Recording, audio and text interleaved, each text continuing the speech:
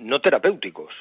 Es decir, cuando las autoridades, los medios de comunicación, determinados próceres morales, detectan que hay gente tomándolas no para combatir síntomas o enfermedades, sino simplemente para estar bien o estar mejor.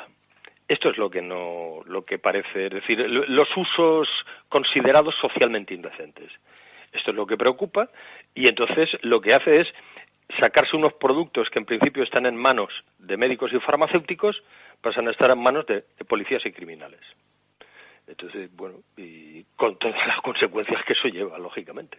Y luego, de esa época también llega una distinción bastante arbitraria, que es entre unas drogas y otras. Por ejemplo, la morfina, la heroína, la cocaína, el éter, comentabas tú, pues están muy sancionadas, pero el tabaco a lo mejor no se veía todavía como una droga, pero el alcohol, que sí que hacía estragos y llevaba haciendo estragos, pasa desapercibido y sigue pasando como un mal menor cuando es y sin el probablemente, es la droga que más muertos causa y probablemente la más dañina.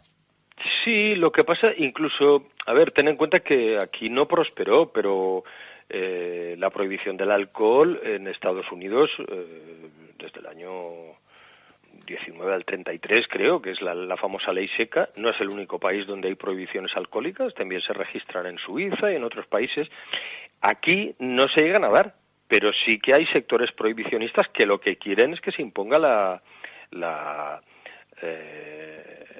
temperancia absoluta, es decir, ahí se publica un periódico que se llama El Abstemio, hay una liga antialcohólica española, lo que no consiguen es que sus aspiraciones elevarlas a rango de ley, pero sí que hay gente con eso. Aquí en España lo que sucede, a diferencia de otros países en esas épocas, es que lo que se bebe es vino, básicamente. Es alcohol de fermentación, no de destilación. Y eso también, digamos, atenúa mucho la problemática alcohólica con respecto a lo que se vivía en otros países. Es decir, aquí incluso los médicos que defienden las bebidas alcohólicas dicen que bueno, que esto no se puede comparar con Inglaterra, con Alemania, que aquí la gente bebe con moderación, que no pilla esas borracheras con esos alcoholes de destilación de altas graduaciones, sino que el vino que puede ser considerado un alimento, etcétera, etcétera, etcétera, ¿no? Entonces, digamos que sí que hay determinados sectores que propugnan incluso una legislación más severa para el alcohol que para las drogas, lo que pasa que, bueno, pues no triunfa, digamos, sus aspiraciones. Y que otro de los grandes mitos de la historia de las drogas era algo así como que caían del cielo, o como aparecía ese hombre que yo creo que de adolescentes todos nos queríamos encontrar, que era el que te las regalaba, ¿no? Pero luego por tu libro, y no solo otros, queda claro que eso no es cierto. O tu libro, por ejemplo, el de González Duro, también me parece que toca muy bien ese asunto. Las farmacias estaban llenas de estos productos, y lo que hace que caigan en manos de los camellos, que salgan a la calle y que se cree el mercado ilegal, es la prohibición, no como nos han vendido normalmente, que la gente vivía muy feliz en plan el país de los pitufos, y de repente llegan unos señores malísimos y se ponen a vender droga en la puerta de los colegios. No, claro, es decir, si cogemos una perspectiva histórica mínima nos damos cuenta de que estamos hablando de productos de farmacia. De hecho, por ejemplo, una sustancia tan tóxica, puede llegar a ser tan tóxica como el láudano, que no es más que vino opiado. El láudano fue medicina de existencia mínima obligatoria en todas las farmacias españolas hasta el año 1978. Es decir, todas las farmacias españolas hasta 1978 tenían la obligación de tener láudano, una existencia mínima de láudano. Esto se acabó un poco con el tema de las oleadas aquellas de atracos que hubieron a finales de los 70 y principios de los 80. Hubo una retirada masiva de medicamentos psicoactivos, y entre ellas el láudano.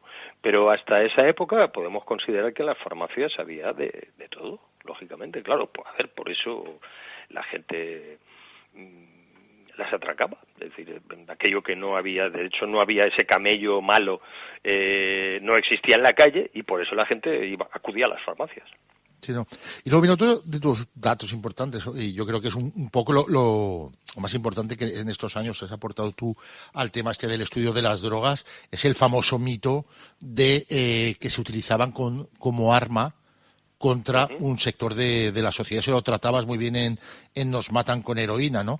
Es una leyenda urbana, tú demuestras que es una leyenda urbana que, curiosamente, con matices, le hemos oído de la CIA y los Panteras Negras del IRA y el gobierno británico, pero tú recuerdas que en España, y aparte pone la partida de nacimiento, que es un encuentro de la Federación Gijonense de Sociedades de Resistencia, Solidaridad Obrera, donde ya aparece ese mito de hay una mano negra por ahí que se dedica a endrogar a los revolucionarios para que estén calmados y no se preocupen. Sí, es un congreso obrero de 1916, es decir, cuando eso se podía conseguir en farmacias, ya hay una ponencia en un congreso obrero diciendo que nos están envenenando, pues eso, las fuerzas reaccionarias de tal. Sí, a ver, bueno, es un discurso que básicamente descansa sobre la idea de presentar a los consumidores o a los adictos como víctimas involuntarias. Como pues es presentar a las personas como si fueran una especie de buzón de correos, ¿no? Que levantas la lengüeta y hecho una carta.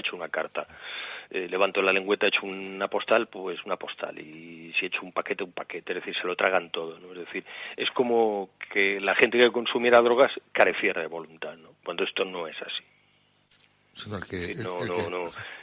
No hay, es decir, en el tema de, es decir, yo fui probablemente la primera persona que me dediqué a hacer una relación sistemática de titulares en la web esta que aludías antes, en Mundo Antiprohibicionista, de policías y agentes, digamos, institucionales implicados en el tráfico, pero a ver, en el tráfico de sustancias, y esto es una cosa que está más que constatada.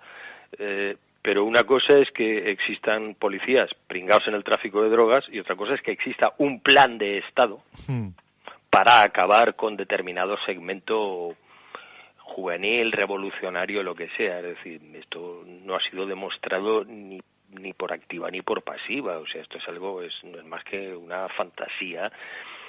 A ver, pues eso, muy romántica y bueno, ya sabes que la historia no tiene nada que hacer al lado de la mitología, ¿no? Y esto forma parte de la mitología, pues, transicional y ha cuajado y entonces pues lo cuenta Monedero y lo cuenta así un montón de gente y se lo creen y es que así, pues eso, es decir, lo que hubiéramos hecho en la transición de no haber sido por ese estado pérfido y tal que nos envenenó con heroína, ¿no? Esto, los hippies también, ¿no? O en el Mayo francés o en Irlanda también el IRA combatía a los camellos por el mismo motivo, en Italia también con Lotta Continua y todos estos partidos de extrema izquierda, es decir, todos de alguna forma se han dedicado a lloriquear ante el envenenamiento del que han sido víctimas por parte de un Estado pérfido, ¿no? De unos poderes ocultos ahí ante los cuales curiosamente no han sabido reaccionar. Es decir, la autocrítica aquí brilla por su ausencia. El movimiento libertario español pues también se ha lamentado mucho de esto, que si nos llenaron de heroína los ateneos libertarios, que se infiltrados arriba y abajo, que decir, mira, chico, sí, que la gente necesitaba poco estímulo para ponerse. No, bueno, y al final de lo que tú te metes, el responsable eres tú. Otra cosa es que dijeran, no, es que, a ver, te cogía la policía, te aplicaba la ley antiterrorista y entonces te tenía detenido allí metiéndote heroína, quisieras o no quisieras, y cuando te sacaba de la cárcel o del calabozo, ya eras yonki perdido. No existe nada de esto. Porque tú, aparte tú lo analizaste muy bien, sobre todo aquí en el ejemplo español de ETA y de la lucha contra la Guardia Civil, y tú constatabas una cosa, que era un mito que funcionaba en las dos direcciones. Por un lado, a ETA se le acusaba de financiarse vendiendo droga, y por otro lado, el entorno del separatismo vasco acusaba a la Guardia Civil de utilizar la droga para desactivar el movimiento. Y luego en todo esto aparece el famoso informe Navajas, que alcanzó categoría mítica, pero en realidad parece como el MacGuffin. Realmente, ¿qué decía este informe que nadie llegó a ver porque nunca ha sido público? No, bueno, el informe, además es que, a ver, curiosamente el informe, quien se lo eleva al fiscal Navajas son dos guardias civiles. Es decir, no hubiera tenido ningún sentido, empezando por ahí, que un plan de Estado urdido por la Guardia Civil sea destapado por la propia Guardia Civil. Es decir, bueno, estaban sondeando la posibilidad de infiltrar ambientes abertzales, de infiltrarlos a nivel políticamente. Y entonces un teniente y un sargento de la Guardia Civil detectaron en esta tarea de sondear ambientes abertzales que había guardias civiles implicados en el tráfico. Y esto es lo que le dicen al fiscal Navajas en el informe famoso. Pero vamos, quiero decir que es que esto ya se sabe, es decir, hay un montón de policías, pero en el País Vasco, en Barbate, en Rubí, en Benidorm y en Madrid, es decir, hay un montón de policías de cualquier cuerpo, policías del Estado, guardias civiles, autonómicos, municipales, que se han pringado con el tráfico de drogas. Es decir, vuelvo a repetir un poco lo de antes, es decir, antes de la prohibición, el control estaba en manos de médicos de las drogas y la distribución en manos de farmacéuticos. Con la prohibición, el control o descontrol está en manos de policías y la distribución en manos de criminales. Sí, claro, los que tienen el control pueden descontrolar bien fácilmente, pero no hay nadie que haya podido ni por asomo demostrar que en algún momento haya habido un plan de Estado para acabar con nadie vía drogas. Es decir, aparte es que ¿cómo se hace esto de conseguir? Es como pretender quemar los abetos de una montaña sin quemar el bosque. Es decir, no, voy a quemar solamente los abetos. Sí, claro. O sea, pues no, o sea, es que no... No tiene sentido. No sé, además, una de las pruebas, por ejemplo, a mí me hace mucha gracia, una de las pruebas que se da de esto en el tema del País Vasco es la famosa desaparición de 100 kilos de cocaína de una comisaría de Irún. Se cogió una tonelada y tal, y entonces se desaparecen 100 kilos. Esto es la versión, una versión, pero a ver, la versión oficial es que se cogen 825 kilos, nunca una tonelada, que por redondear el periodista lo sube a una tonelada y cuando se pesan son 825. Es decir, ¿por qué hay que darle crédito a la versión de que desaparecen de la comisaría 125 o 150 kilos y no que hay un mal pesaje? Exacto. No, y de hecho, la segunda versión no... En Valencia ha habido varios casos de que han desaparecido ahí alijos. Algunos. Sí. Pero vamos, ¿sabes qué eso ocurre? Lo que ocurre que no ocurre como lo contaban o lo querían interpretar algunos, que es la diferencia que decías tú. No, bueno, yo hace poco publiqué un artículo sobre la desaparición de alijos de centros oficiales, porque no solamente han desaparecido de comisaría, sino incluso del propio Instituto Nacional Toxicológico.